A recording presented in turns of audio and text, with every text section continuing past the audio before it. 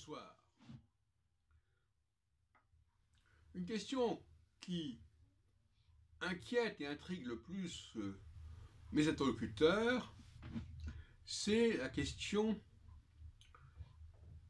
des interférences, des interpolations dans un texte, des rajouts, des suppressions. Ça leur paraît extraordinaire que l'on puisse faire de telles déclarations. Ils sont scotchés au texte, à la lettre du texte, et ils se résignent à le prendre tel qu'il est, quitte à l'interpréter de manière plus ou moins fantaisiste, bien sûr, par ailleurs. Mais le texte, il est comme ça bouge pas. C'est un peu une sorte de règle du jeu, de consensus, comme ça, on ne touche pas au texte, on se contente de l'interpréter. Quand on vient des recherches nostradamiques, on n'a pas nécessairement cette approche, parce que on a eu le temps de suivre la genèse d'un texte, des éditions successives. Et par conséquent, à une période qui est beaucoup mieux balisée, évidemment, qui est celle du second XVIe siècle, plus d'un siècle après l'invention de l'imprimerie. Donc, on a un corpus considérable d'éditions successives, avec des variantes, des variations, des ajouts. Ce qu'on n'a pas avec la Bible.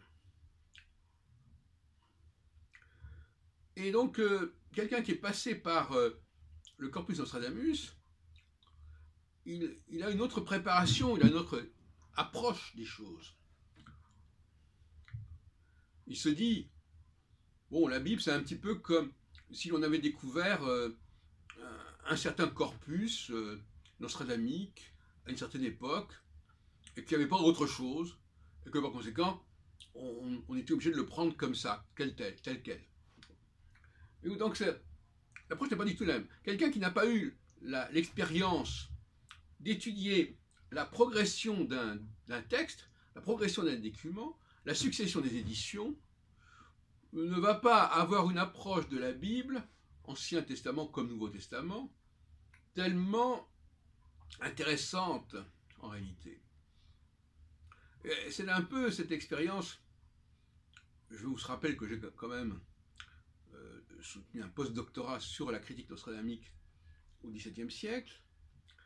Cette expérience considérable des éditions, des successions des éditions, des fausses éditions, des contrefaçons, des éditions antidatées, etc., fait qu'évidemment, je n'ai pas la même approche du corpus biblique que le commun des mortels, si on peut dire.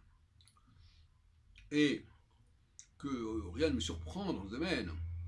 Qu'on ait pu ajouter ceci, rajouter cela, enlever ceci, enlever cela, ça me paraît une chose assez courante, en vérité.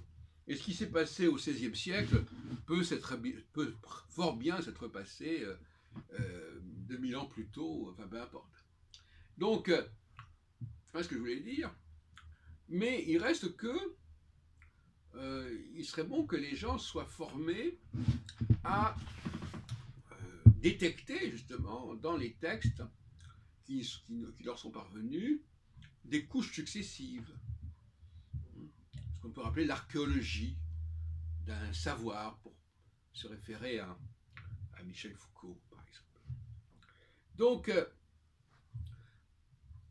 moi j'ai aucun complexe à dire que tel chapitre a été rajouté ou enlevé ou déplacé ou permuté, ou que tel chapitre a été retravaillé ou remanié, qu'on a rajouté quelque chose. Mais on a en face de soi des gens qui ont une approche que je qualifierais d'apologétique et qui par conséquent sont, comme je l'ai dit, résignés à se contenter de ce qu'on leur donne, qu'on appelle la politique pénurique. On fait de nécessité vertu. Comme on ne sait pas avoir une approche critique du texte, eh bien, on dit qu'on est dans le respect du texte, dans la fidélité au texte. Il faut bien se présenter. C'est l'hommage du vice à la vertu. Et Par conséquent, je voudrais vous parler ici de quelques éléments de critique du textuel en rapport justement avec les corpus comme le corpus biblique et le corpus nostradaméique, mais aussi le corpus astrologique. Alors, la thèse que j'ai déjà exposée tout à l'heure, c'était que de toute façon, l'historien, à un moment donné, ne peut pas se contenter, comme je l'ai fait dans ma jeunesse, pas se contenter de constater une évolution. On dit, ah oui, maintenant les choses sont... On dit ça autrement, on présente ça autrement. C'est très bien, très bien. Mais il faut laisser la place, en tout cas il faudrait travailler aussi avec l'anthropologue, et moi je prétends être les deux, qui lui va réfléchir sur la vraisemblance d'un texte, la vraisemblance d'un document, et comment les anciens avaient pu penser le monde. Et, comme j'ai dit tout à l'heure, il est hors de question de dire de parler de la progression d'une religion, de l'évolution d'une religion, comme ça, cavalièrement, en disant oui, les choses ont évolué. Non, l'objet lui-même, il est ce qu'il est, et les discours sur l'objet peuvent avoir évolué. Mais c'est pas parce que les discours ont évolué que l'objet a évolué. Bon, donc on est là dans une sorte de nœud gordien assez étrange. Tu vois. Si Dieu existe, à quoi ressemble-t-il? Si les dieux sont là, à quoi ressemble-t-il? Alors, est-ce qu'il ressemble? Alors, quelqu'un me dit froidement, oui, ben, le polythéisme a évolué vers le monothéisme. Peut-être, au niveau des représentations, peut-être. Mais est-ce que les dieux qui sont en rapport avec le polythéisme se sont décidés à laisser la place à un monothéisme? L'anthropologue, ou même le théologien, au sens le plus puissant du terme, le théologien, qui donc réfléchit sur Dieu, la divinité, il peut quand même protester en disant mais qu'est-ce que ça veut dire? Qu'est-ce que ça veut dire comme ça? On dit voilà, on est passé de tel état à un autre état, comme si la religion n'était jamais qu'une invention de l'homme, une invention des sociétés au service des sociétés, et par conséquent, quand elles ont envie d'un autre type de Dieu, elles déclarent qu'il y a un autre type de Dieu. Bon, moi, je suis pour le principe de réalité et non pas pour le virtuel. Moi, ce qui m'intéresse, c'est ce qui s'est passé, ce qui s'est produit, et pas un imaginaire assez comme ça débridé. Donc, voilà. Moi, je continue à penser, je précise à Justine, je continue à penser que le judaïsme, d'abord, le peuple hébreu n'est pas né avec telle ou telle religion. Ça, c'est une conception un peu enfantine des choses. Il a, à un moment donné, pu adopter telle et telle religion, faire alliance, comme c'est dit d'ailleurs dans le chapitre 3 de l'Exode. Voilà, vos pères, Abraham, Isaac, Jacob, ont fait alliance avec des dieux, et voilà, ces dieux reviennent pour sauver vos pères du joug égyptien. Voilà. Bon. Voilà ce qui est dit. Le reste n'est que littérature. Alors, monothéisme, non. On peut à la limite dire qu'il y a un Jupiter, il y a un Zeus, il y a un roi des dieux qui a peut-être pris le pouvoir, mais il n'élimine pas les autres dieux. Il peut être le dieu des dieux, le maître des dieux, le maître de l'Olympe, dans la mythologie gréco-latine. Pourquoi pas? D'ailleurs, j'en ai déjà parlé, la dialectique entre Jupiter et Mercure, ou Zeus et Hermès, bon, d'accord, c'est celle du roi des dieux et du dieu messager qui est Mercure ou Hermès. Voilà. Et qui est aussi un rapport de père au fils, entre parenthèses. Alors, l'autre question que je voudrais aborder, parce que tout ça, ce sont des questions qui ont déjà été développées, peu ou prou, c'est le fait que quand on trouve un paradigme, et que ce paradigme, il est repris dans différents documents, à différentes époques, la dimension historique devient un petit peu problématique, du moins pour les répétitions ou les réitérations. Peut-être pas pour l'événement premier qui a pu avoir lieu, mais les événements qui n'en sont qu'une pâle imitation, une redondance, une reprise, bon, on pourrait se poser des questions. C'est pour cela que l'approche comparative fait peur à beaucoup de monde.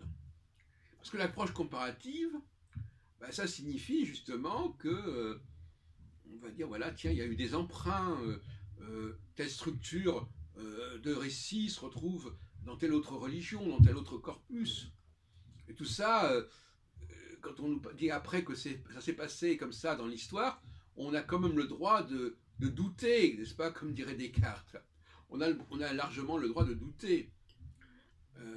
Donc, la copie ne vaut pas l'original, comme on dit, n'est-ce pas? Par conséquent, tous les chrétiens, quand on leur dit qu'il y a des rapports entre le judaïsme et le christianisme, entre la mythologie et le judaïsme, entre la mythologie et le christianisme, ils ont tendance à flipper un petit peu, et en même temps, ils ont trouvé l'astuce, c'est de parler de préfiguration.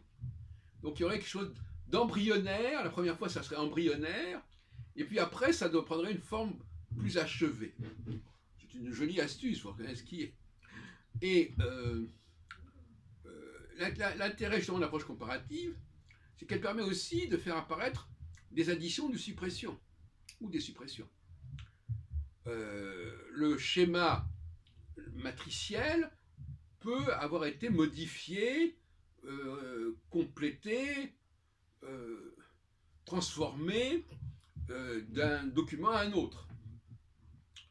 Par exemple, dans le cas des rapports entre Dieu et Moïse, il n'est pas dit que Moïse est le fils de Dieu, mais il est son messager. Or, à mon avis, ça présuppose normalement dans le texte d'origine qu'on n'a pas, qu'il devait y avoir une filiation entre, même la naissance de Moïse est déjà assez particulière, même si elle n'est pas aussi remarquable que celle de la naissance d'Isaac, mais celle de la naissance d'Isaac préfigure justement, ou est reprise par un certain nombre de récits sur la naissance de Moïse et de Jésus. Bon. Alors, même que le sacrifice d'Isaac n'est pas sans faire penser à la crucifixion, ce qui nous fait douter de la réalité de la crucifixion, puisqu'elle est calquée quelque part sur le sacrifice d'Isaac. Donc il fallait bien que ce fameux... Bon, alors évidemment, dans un cas, l'enfant est sauvé, dans l'autre cas, il n'est pas sauvé. Enfin, on est quand même dans un schéma théorique, symbolique, qui n'est pas forcément historique. Et dans le cas de Jésus, d'ailleurs, alors il est le messager d'une certaine manière, il est le messager, comme Mercure, il est celui qui apporte la bonne nouvelle, l'évangelos, c'est-à-dire la bonne nouvelle, c'est-à-dire la nouvelle qu'apporte le messager habituellement, justement. Et il est en plus le fils de son père, tout comme Mercure est le fils de Zeus, de Jupiter. Alors, donc on a là tout un ensemble de parallèles, et moi j'ai la faiblesse de penser que je ne crois pas beaucoup aux répétitions dans ce domaine-là. Autant je suis dans la cyclologie implique qu'il y a des choses qui reviennent, mais pas à ce point-là, pas dans ce cas de figure. Bon, enfin, moi je veux bien rester ouvert à toute discussion sur ce sujet, mais j'ai l'impression, le sentiment que c'est la première mouture qui a la plus grande probabilité de correspondre à une quelconque réalité historique. Les autres ne sont que des broderies, des variations, des variantes autour de cette première mouture. Bon. Alors, vous me direz, oui, mais alors à ce moment-là, l'histoire de Moïse et de Dieu, elle aurait été calquée sur sur la mythologie gréco-latine avec Zeus et Hermès. Pas nécessairement, parce que on ne sait pas exactement où a commencé l'histoire du peuple hébreu et quand elle a commencé. Ce qu'on en raconte dans les textes, ça n'a qu'une valeur très très très relative. Par conséquent, on peut penser que, d'une certaine manière, le récit biblique sur la rencontre sur l'alliance, parce que la rencontre entre Moïse et Dieu, elle est nettement postérieure à l'alliance entre Abraham, Isaac et Jacob et leur Dieu au pluriel et respectif. Bon, donc ça renvoie encore plus loin dans le passé, en amont. Bon, donc voilà un certain nombre de choses. Alors à partir de ce moment-là, comme je le disais encore hier, mes amis, enfin des nouveaux amis que j'ai rencontrés au Théâtre du Nord-Ouest, bon, il y a, comment dirais-je,